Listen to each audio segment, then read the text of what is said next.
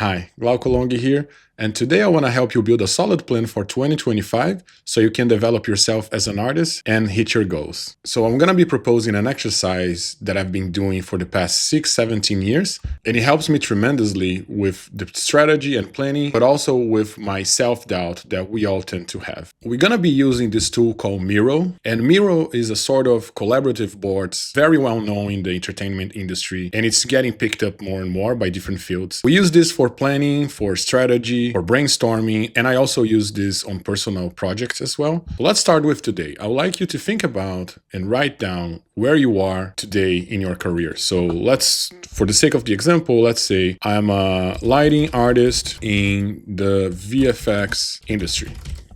And if there are other things you want to add here, feel free to add those. We're also going to look into the past. So maybe you were a student 2 years ago, and then last year you were an intern. You see a little bit of progress here. Now let's jump forward to where you want to be at the end of 2025. And we have two types of goals here. We have very broken down specific goals, which I'm calling clear goals, but these are just very targeted skills that you want to develop. And say, I want to improve my anatomy sculpting, or I want to learn how to make hair for games. And then we have unclear goals. Maybe this is not the best description, but the idea here is that, let's say you want to work for Studio ABC. So the way I'm separating this is the blue ones are improving my anatomy sculpting. There are multiple ways of doing that, but it's clear that you need to study anatomy and do some sort of sculpting with anatomy, right? We're going to go into that in a little bit. But to work for Studio ABC, this might be very tricky to even break down into achievable goals, right? We're going to go back into this in a little bit. And also for long term, what I would like you to do, and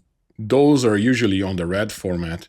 So you're going to be, maybe I want to be a creative director for movies, right? You want to be a creative director for movies. Okay, so what we are building here is a sort of what we call bird's eye view or high level planning, right? I'm putting things into perspective so we can clearly identify progress. Time goes on, we move, and you were here, and now you may be here. You want to be here, and long term, you want to be here, right? As time goes on, you will be somewhere, like by when the time comes, by this moment here in time, you will be either here, maybe here, maybe here, maybe here, right? So we are always moving. It's not a matter of choice, but it's just living, right? Like things are always happening, things are moving. And what we can do is to steer this boat so we can target our end goal. The reality is this road is very bumpy and you may get here in a couple months, and then this is actually pushing you to this direction. So then in order to move down back into the route, you may need to put a lot of extra force. And this requires effort and mental energy, strength.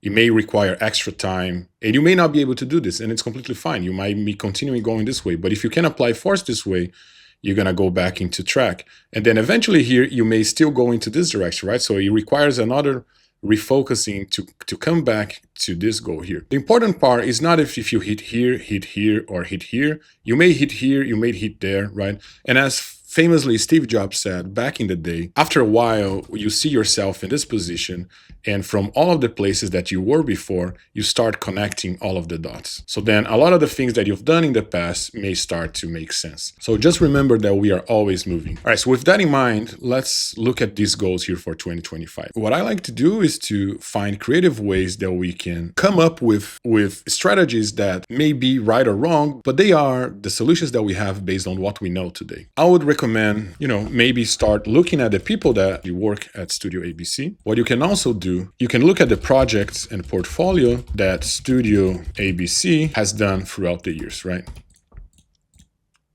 That might be some good indications of. I would look at the career page and see if they have any sort of openings. And by the job descriptions, an educated guess on the skills and what they might be looking for. Going back to the artists, I would look at their portfolio, possibly interviews and stuff like that, but also at their journey.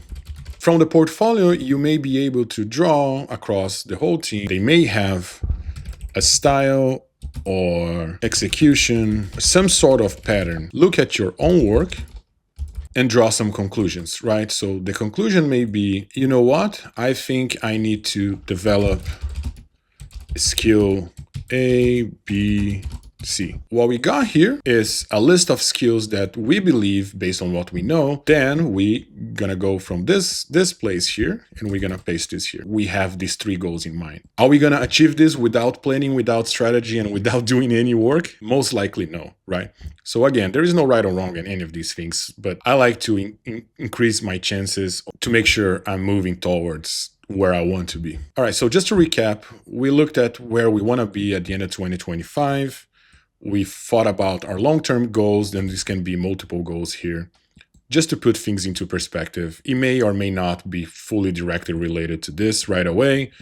We want to acknowledge where we are today, acknowledge where we were. Another thing that is very important here to do is look at your sketchbook or portfolio or ArtStation or Instagram or, you name it, right? But the idea is look back where you were and see the progress. Believing that you can do it is the most crucial thing. So like I said, we want to build momentum and we want to believe in ourselves and we want to build that trust that we can achieve our goals. Now, with that in mind, we have roughly a year to use at our disposal. And the way I like to break this down into milestones based on 3 months. It just feels a very natural amount of time to finish a cycle, or in our case here, to finish a full project or to do a series of studies. All right, let's look at a couple options here. You can go to an atelier or a school and they will have a curriculum already planned by a professional that for the most part has done what you're trying to do. It's usually broken down into very digestible chunks, and a lot of schools will place you based on your skill set. I may be working on something here for the future, but in the meantime, there are many different options out there. The second way is to work with a mentor. And ideally here, a mentor that likes to plan and likes to strategize. So this person can be helping you not only with the skill set development, but also with the strategy and with the planning for the time that you're going to be working together. This is probably the most efficient way because you're going to be pairing with someone. You're going to be build a very tailored program to achieve and to develop your own specific goals.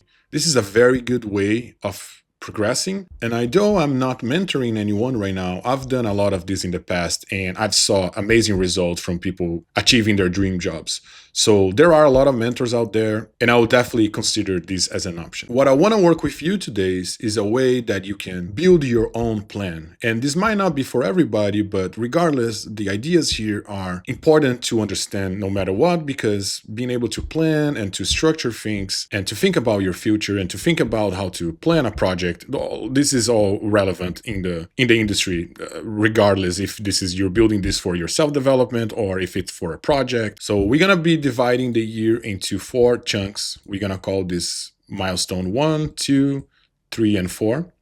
So we know that we have 4 different beats throughout the year. Let's look at milestone 1. What we're gonna do at milestone 1. Let's look at our goals here. So learn how to make hair for games. The goals for the milestone 1 will be to have 3 portfolio pieces. So this is gonna be our goal for the milestone 1. So what we need here is we need to seek information. So you're going to acquire this information either going from reading tutorials online or taking classes, watching videos, working with your peers at work or your friends. Many different ways of getting this information, right? And once you get this information, you need to start building these projects. And this is where we start forming a little bit of a loop here. Right? So you get more information, you build a project, you get feedback, and then you keep closing the loops, right? So if you need to build 3 projects here, so maybe in the first month you study a lot of different techniques, and then in the second and third month, maybe you put those 2 months into building 3 pieces, or maybe you study 2 months and you build 3 pieces at the last month, or maybe you build a piece per month, right? It really depends on where you are, on the actual goal, and Very hard to give, generic guidelines, but again, you get the idea. Let's look at a different type of goal, improve anatomy sculpting. So you may have a goal that it might be not very easy to quantify. So improve anatomy sculpting, right? Like, what does that even mean? Like, you know that you want to develop your anatomy knowledge, you want to feel more comfortable with anatomy. And this is a case here that you may not want or desire to be very strategic and very precise with the planning, right? And this is usually how I work these days on my personal work. I've done a lot of these sort of strategy planning before, where I even had a time allocated per task, so it felt like work, but I was working on personal pieces. These days now, I have sort of like high-level goals, softer, open-ended goals. Let's maybe find some sort of schedule, and during that schedule, do some live model work, book copies, build an crochet. Maybe you do a little bit of everything during the week, or maybe you do 1 week of each, or you just delete the schedule and then you do as much as you feel like doing. And maybe at the end of the milestone, you ended up just copying books, and maybe at the end of the 3 months, you ended up just working from live models, built an crochet. But no matter what, at the end of milestone 2, if you just work on anatomy, you will feel better about your anatomy, right? And I think that is the key component. Doing work will grant you progress. There is obviously efficiency, but no matter what, if you keep showing up, you will see results. And progress comes over time, not in a linear fashion. And sometimes you see a little peaks, and sometimes you get a little bit rusty. But if you keep showing up, you will get better, you will feel better, and all of that. So with the rest of the year, hopefully you get the idea, and then you can build it out by yourself. The nice thing about this exercise is, at the end of 2025, you will be able to look back and see all of the things that you tried and you attempted, and the things that didn't work, things that worked. But regardless, you're going to have a very solid body of work. I guarantee that you're going to feel much better about your development. And obviously, as everything in life, there are many things that we cannot control. So let's not worry about them. But there are things that are under our control, and we got to take stock of those. Make yourself accountable for the things that you can control. And let's control them. And let's do our best and push forward. So I hope that helps. This is a very different kind of video, and I don't see a lot of this type of subjects being discussed. And I think they are key components of self-development. Let me know what your goals are for 2025. Don't forget to like, subscribe, share this video with a friend. Thank you so much for watching, and catch you on the new year. Cheers.